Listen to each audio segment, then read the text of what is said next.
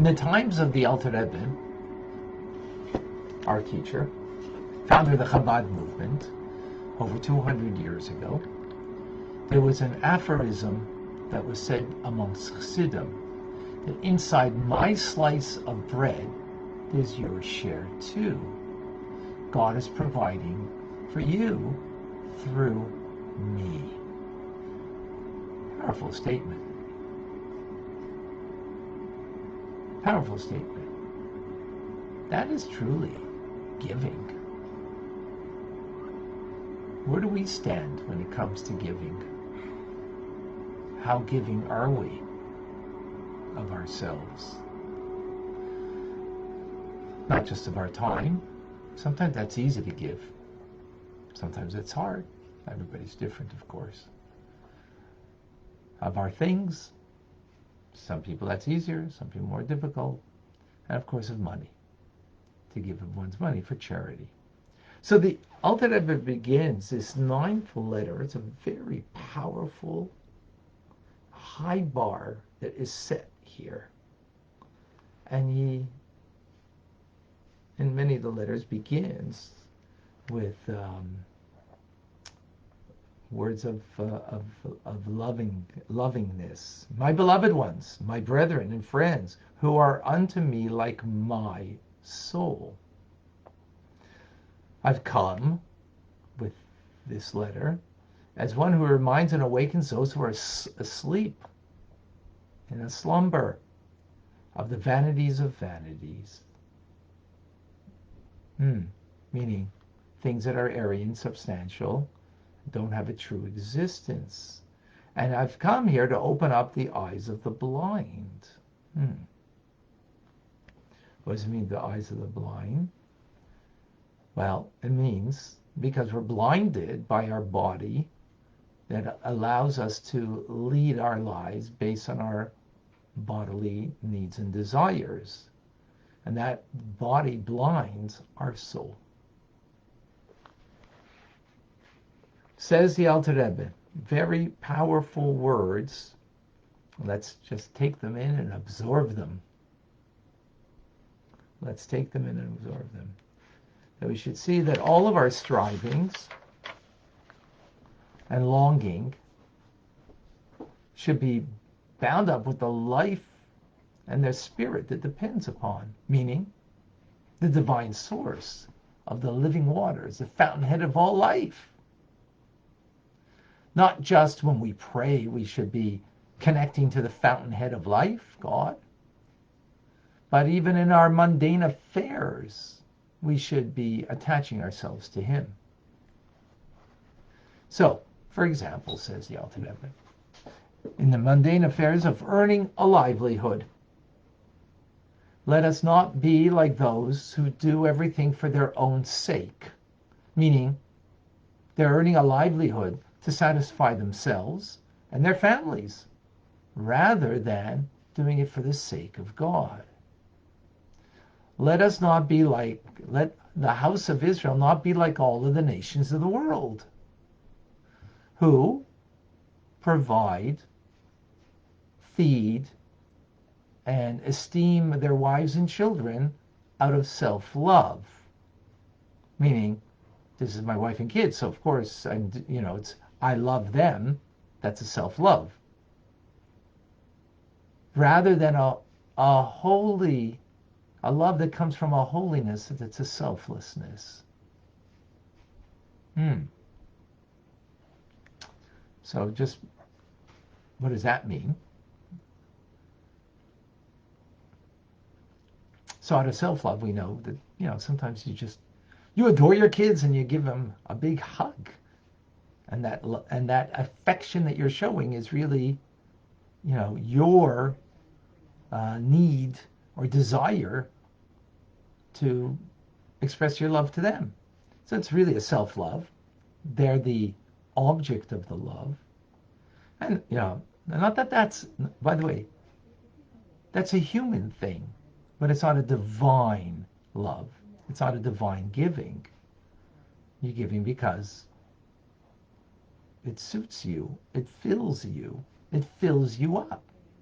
to give that hug to your child. Now, sometimes we don't do it for that reason, but giving you by way of example. So the famous story of the Rebbe Rashab, the fifth Lubavitcher Rebbe, Shalom Doiv Ber, who was once learning late at night with a study partner, and they lived in a one bedroom, and their son, Yosef Yitzhak, who was about 4 or 5 years old, was in that room where they were studying, and the Rebbe Rashab was studying with his this teacher of his young son, 5-year-old son, and he says, look at the beautiful, pure thoughts on his face, on his forehead. You could see while he's sleeping, said the teacher. So his father, the Rebbe Rashab, was filled with a feeling of love towards him, wanted to give him a kiss on his forehead while he's sleeping. But he didn't. And he held himself back and wrote a Hasidic discourse. Ma'arabu Masecha, how great are your actions and deeds, God. And when he was 11 years old, he gave it to him. And he said, this is a Hasidic kiss. And told him the story that was so filled with a love for you that this is what I wrote for you. The teachings. Now, there's a lot there, but just briefly, just to take this apart a bit, is that, again, when we're filled with love and we give a hug to our child, or like to my grandchild, right? I've had a lot of grandchildren of late. That's a self-love for the most part. Real love is giving what that child needs, not what you want to give. Right? And that story of the Hasidic kiss is a very, now sometimes the child needs the kiss, especially if they fell and they hurt themselves, right? Or whatever the case may be. We don't always just do it this way, but we have to be very frank and honest with ourselves that for the most part, when we're expressing love, it's a self-love, right? It fills me, and I do it for that purpose, to fill me, rather than a holy love that is selfless, that it's not about me, it's about the need of that person, right? So the Rebbe Rashab, the child didn't need a kiss at that time, being asleep. That would have fulfilled his desire.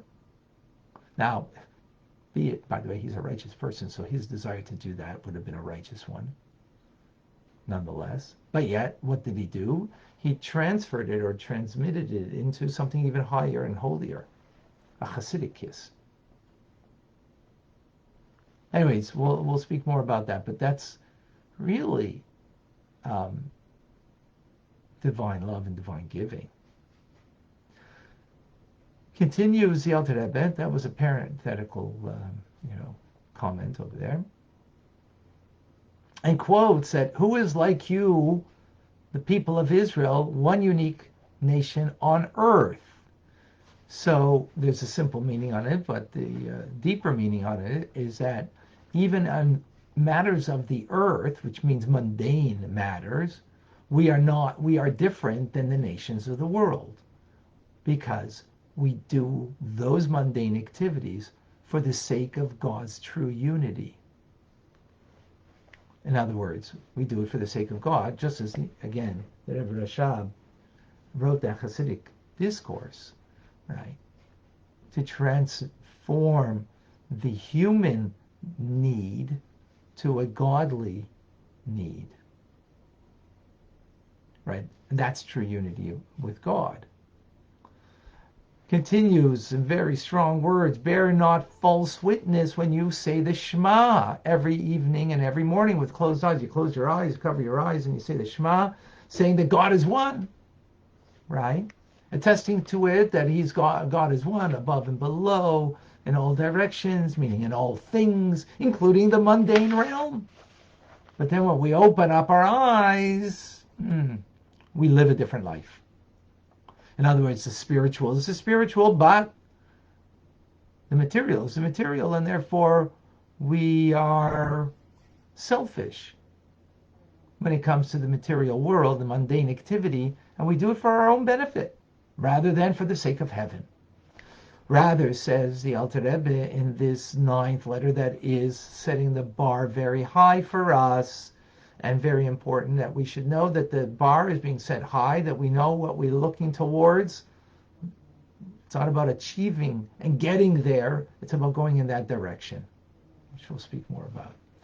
Rather than what's befitting us is that all our mundane activity should be conducted not for our own sake, right? In other words, not for our own benefit. Not to say that we shouldn't gain benefit. We'll see, we'll understand that. But it's not for the sake of our benefit. And what is it for? But in order, you're going to work, you're making money, right? It's not for your benefit. It's to animate and provide, to sustain your community. Beis Yisrael, which is a part of God, to supply their needs. That's a gratuitous kindness. That's really. And that way we resemble God. God who forms us, who creates us, whose chesed, whose kindness endures throughout the day. Because God is giving all the time. How's he giving? Well, right now, I'm alive. I exist. Not that he just gave me that I have food to eat. Of course. But he gives me actually the breath of life itself. So God's kindness is enduring at all times. So to be divine means that your kindness is enduring all the time. And why is God doing it? Why is he doing it? To receive something? He's not doing it with the thought of a reward. That he gives me enduring life? Not for the reward, because that's his kindness. His kindness is just because God chose to be kind. So he is. And he animates the universe and everything that fills it, including me, every single moment. So likewise, we should learn from God that our acts of kindness should be every single moment. I mean, obviously that might be a little difficult every single moment, but yeah, and without the reward, without thought for the reward, but it's to provide sustenance for others. Here we're talking about why you're going to work, right? That's the point over here. Mundane activity of going to work and making money. So the normal thing is to sustain and take care of your family. That's normal. That's human. But that's not the way of the Jewish people. That is the nations of the world, how they provide. And what the Alter Rebbe is saying here, that the Jewish people are supposed to be a unique and different nation. Not because we have the Torah, and therefore we spend time learning his holy teachings, but to take those teachings and to bring it into the mundane. That we are unique in the mundane activity. That even when it comes to going to work, we do it differently. This is totally a game changer, a totally different way to live one's life. So then when you say, well, yeah, but I've got a family, so where does that fit into the picture? Oh, absolutely, they come first. They come first because the Torah says that they come first. Not because you decided, because that's fulfilling for you. And that, makes you feel better. Or because of self-love, of course, you want to provide for your wife and for your children first. Because you love them first.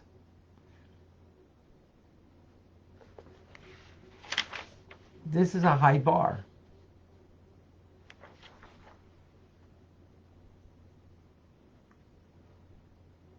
Here we're talking about a love that goes beyond that. It's a love that kind of stems from the soul. So it's even greater than the love that is a physical love that stems that someone is physically part of you, like your children or your wife. As the Talmud tells us, Ishta Kigufoy, that a wife is like one's body. In a very positive sense. In other words, the closeness. And yet, but yet in soul, that the souls of the Jewish people are all one. So on that level, there's even a deeper bond. So yes, take care of the needs of your family first, not out of self-love, but out of divine commitment.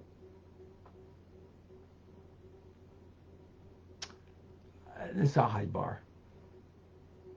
Again, I say this, that it's not about getting there, it's about going in that direction. Very important. Now, so Torah law says that a man's wife and children take precedence over all others. So yeah, that's important. So you're going to feed your family before you're feeding your neighbors and your people at synagogue. You got to take care of them first, absolutely.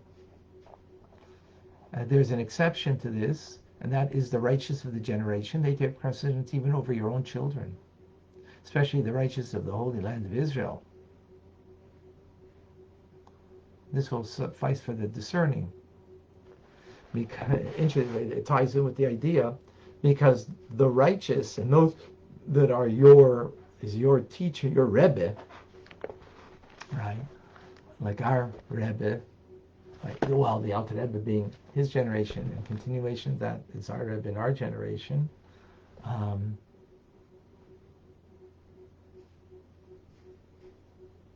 They give you spiritual life, and therefore they even take precedence over even one's children, that you gave them physical life. Hopefully you give them spiritual life too, but on simple level you give them physical life. And your Rebbe, the tzaddik of the generation, is giving spiritual life, so they even take greater precedence. Whew. Wow.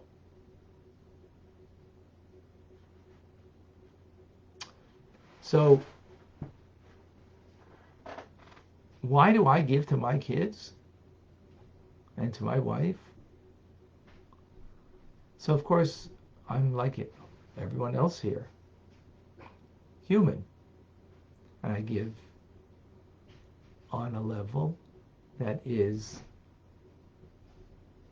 hey, they're part of me in the physical sense, and therefore I feel that closeness, I feel that responsibility, and I give because it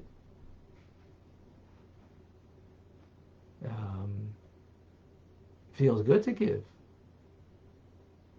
When you get their love, get their devotion, that's a reward. And we all do it on some level for some kind of payback. But that's not real giving, that's giving in order to take. And because when we give like that, there's an expectation, an unsaid expectation that I'm giving you in hope that I'm going to have something in return. Something. And the proof is that when we give and we don't get, it's painful. True giving is I give because God is a giver and I'm also a giver. This teachings over here is something that in TRC we do a lot on. Tanya Rabbi community. We talk a lot about giving just because. God's a giver. That's what we just learned here. You got to resemble him. He gives us life. Period. Existence. Without reward. Just because he's a giver. So to be a true giver means to give just because. That's the godly way to be. And that will express itself by giving without the thought or the expectation of having anything come back my way. Now, will things come back? Usually. I would say even most definitely. That's not why you're giving. Now, I would suggest that we try to practice this coming week. Do something just to give, just because that's the way to be. That's a godly, divine way to be. Without an expectation that you're going to gain something. Without the expectation that you'll benefit from it. You're giving to be like God. See how it feels. See how it works out. Try doing that in one instance or one area. I promise you, it's a game changer. Now, what does that mean? It means to be mindful of this. Does it mean in my subconscious and in my, deeper down, maybe there's still lurking some self-love that I'm, seeking to do this in order to gain something? Most likely, yes. Well, actually, emphatically, yes. Doesn't matter. Don't let that get in the way. Be mindful that I'm giving because I have a part of God in me. I'm a Tselem Elokim, an image of God, created in the image of God, and just as God is giving, so I can also give in this manner. Deep down, maybe, or not, on some emotional level, my heart isn't that way because I have an animal soul that's covering up. Fine. Try to be mindful of this, cognizant of the fact that this is why you're dedicating yourself to give in such a way, and come back and let me know what the results are. Actually, if you're open enough and vulnerable enough and big enough, come on TRC. Because we're actually dealing with this now in TRC. In Tanya Rabbi community. And I invite you to try. Come once. If you're interested, let me know. Amazing.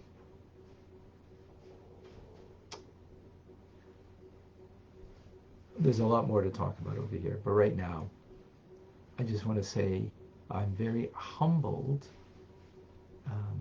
by many of you who are here right now. And many of you probably weren't aware of this, or didn't know about this. But I received a beautiful video that was led by Davida and Liba. I thank them for their extreme dedication, devotion. Amazing.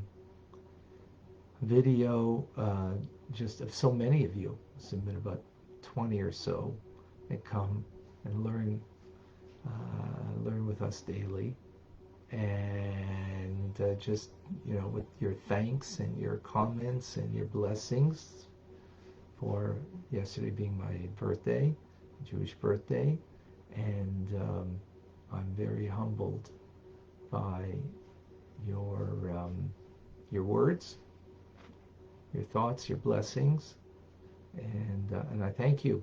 And it's of course, is encouraging to do even more. Whatever you've done till now, may it only be a small beginning into what the future has that we will share and learn together and grow together. And I say that together. Very important. So thank you, thank you, thank you. Let's Let's go to some questions. I hope I didn't lose on the feed.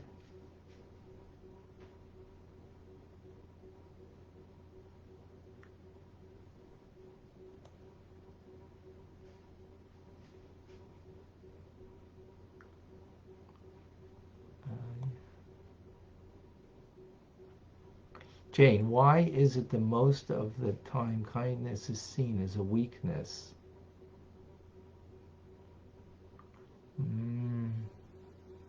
Yeah, I hope not. I don't think anybody here would feel that way. Why would? I don't know how to answer that. I mean, because, well, I'm sorry. For those who see it as a weakness, is because because they feel by giving to another, you know, if you're giving to another because you need their love, you need their pat on the back, that's a weakness. And it is a weakness. If you're giving because you've chosen to be a giver, then that's strong. Then I'm not pending on you in my devotion to you. Oh, you're devoted to me, so I'm devoted to you. You did not something kind to me, so I'll be kind to you. So that's weak. That's why you're doing. I mean, to show back, you know, kindness is because someone did kindness is fine, but you know, to say thank you, like I've said thank you now for what many of you did. That's that's not what I mean. But if you show kindness because it makes you need it in order to feel good, that's weak. In order to be perceived as good, that's weak. And if you do it in order that you can, you know, yeah, just fall in love with yourself again, that's weak. If you do it not this way, right, then, as we're explaining here, then it's not weak. Thank you. Andrew, does that even if the mundane to do tzedakah, if it makes it financially undoable, does the family take priority? Yes, family takes priority. That's 100%, no question about it. But the reason for the priority is because God said so in the Torah. Rather than out of my self-love, I say so. The difference there. There's a difference. Nuanced difference. Rachel, if we have a reincarnation to complete our creations on earth, that means our children are one of them who need it most as the lost tribes. Yeah, again, our children need us most, 100%. But what they need from us rather than what we want to have from them, that I can feel good by giving. So I feel good by giving to my kids. So, you know, the motivation can be for me to feel whole and complete.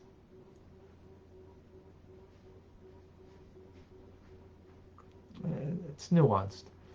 Michelle, is there such where kindness is wrong? Why kind people get hurt by being kind? So if you get hurt by being kind, that means you did kindness with an expectation. You didn't get the expectation, so you're hurt. But if you gave kind to be like God, who's giving, God gives, hey, God's giving 8 billion people life right now, existence. And how many of them are thinking about him? How many of them are actually acting against him? Being idolatrous, murderous, thieves, not nice, and yet he's giving life. That says something, right? So if you get hurt and you're feeling a victim of it, so they question the form of kindness that you're giving, where it's coming from. I would question it. I would question. Elise. Okay. I think we got to everybody.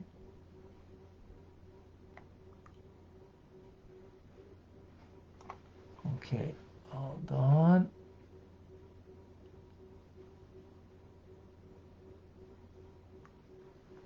Okay, Sylvia has a question on Instagram. I think it's so hard because people naturally feel good when they give something. You really may not know why you're doing something. Maybe it's best to do something that you feel you don't want to do. Excellent. Thank you, Sylvia. So, she's bringing up a very good point. When we, subconsciously for sure we do good because it makes us feel good. It makes us validated either by ourselves or by others when we do good. And in our brokenness, we need that validation. But if we know we're whole, complete, and worthy just because of not what we did, but who we are as a piece of God in us, divine that we are, so then we can act like God and be giving from a whole, complete, and worthy place just because that's a divine way to be. And so the idea over here, Tzivia, is just to be aware of it. So the best place, and thank you for bringing it up, is giving when you really don't want to give. But you should be giving in that instance. You should be giving in that instance. Right? So actually, where that happens is in charity. Yeah. In charity. All right.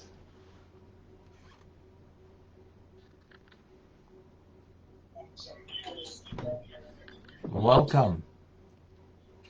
Please share with us. Rabbi, how are you? Thank God. I'm reading from KabbalahWisdom.org.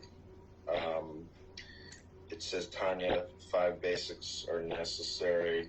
The fourth one says, the primary meditation to inspire love and reverence for God is explained in great detail, primarily in the second book, Shar HaYesod V'Hemuna, the essence being God descends into every bit of matter. Then Malek, Coil, Alman, E equals MC squared. God is infinitely beyond in the cosmic source from which all matter emanates consistently in an infinitely ongoing yin-yang, out and return cycles in the terminology of quantum physics from infinite potential into Whoa. You're saying a lot over there. I know. Anyways, I'm just saying health, wealth, peace of mind, happiness, and strength. And, I heard somebody once say support those that support Torah. And, God bless you. I hope that Tanya, hope Michelle down there reads the Tanya one day. Yes. Welcome, Michelle. It's been a while. Welcome back home.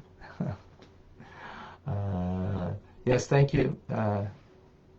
Thank you for sharing.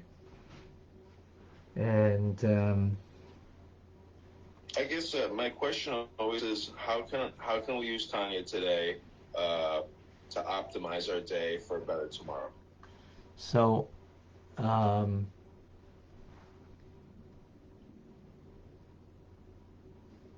very good question.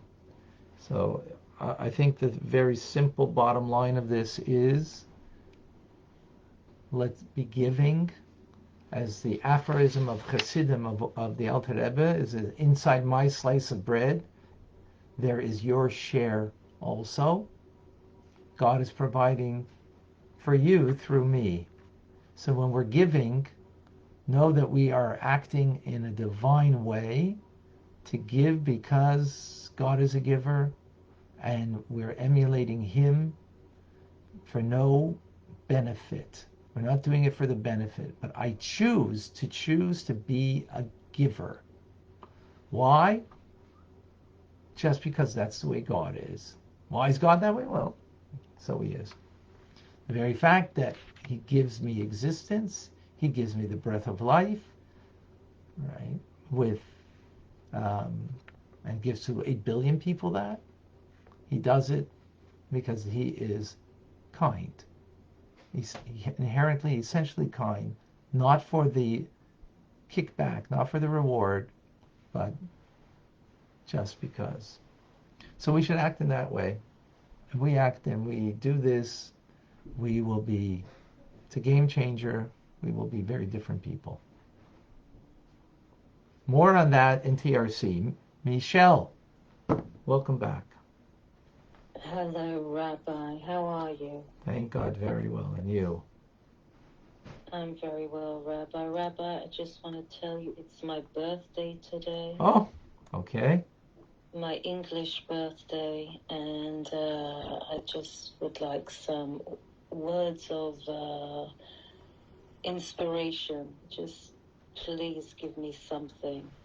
All right. So first of all, Mazel Tov, and Gregorian calendar birthday. Yesterday was my Jewish birthday, as we actually celebrated yesterday here, and today we celebrate you. And a birthday means that God said, Michelle, it's enough of you up here.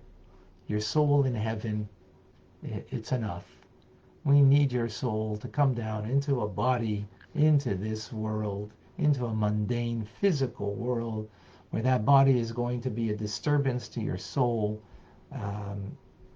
naturally at least, and the physical world will be a disturbance to your connection. And the whole point is to overcome it and to recognize that in fact you are divine, and that you can bring the divine acts of kindness into every aspect of your life, in the livelihood that you make, in the giving that you give, and that the true nature of who you are can never, you can choose not to have it concealed. You could truly reveal. And when we do acts of chesed, of kindness, without the thought of reward, right? Just as God does that, and we do that, then we know why God brought us into a physical body on our birthday to make the world a better place to live in and a world of good. Mazel tov. Mazel tov. Rabbi, that was so, so beautiful. And I really thank you very much from the bottom of my heart. Thank you, Rabbi. God bless you. All right, folks. I want to thank again Davida and Liba for their unbelievable devotion and act of loving kindness in the beautiful video that they sent for me on my Yom Holedis, my birthday yesterday. For those who want to see it, I guess, I don't know, we'll put it up. But whatever, that's on there. What's the most important thing is actually not as much the appreciation that you show, which again, thank you, but that you take what you're learning, live it, and share it. That's the biggest birthday gift I can receive. And today for Michelle, her birthday, the biggest gift that she can receive is that whatever you've been given, live it and share it with another. So Rabbi, that's. What about Yom Kippur? When's Yom Kippur? And I made an act of atonement the other day. I wrote an apology letter to somebody, and it went over very well. So, but it takes a lot of courage to say I'm sorry. Right. Know? I mean, is Yom Kippur every day, or is it just one day a year? On one sense, Yom Kippur is a day of atonement. We can have atonement every day, and of course that day is just a general day that gives us a power for every day. But yeah, we shouldn't wait for Yom Kippur, which we can do today, and then on Yom Kippur we just bring it to another level, between you and God. Thank you, beautiful. All right, folks. Rambam is coming up now. I'm Rabbi Ronnie Fine, coming to you from Chabad Zurich and Kadesh in Montreal, Canada, where it's a privilege and a pleasure to share with you the Tanya. Have an amazing great day. God bless you and thank you all.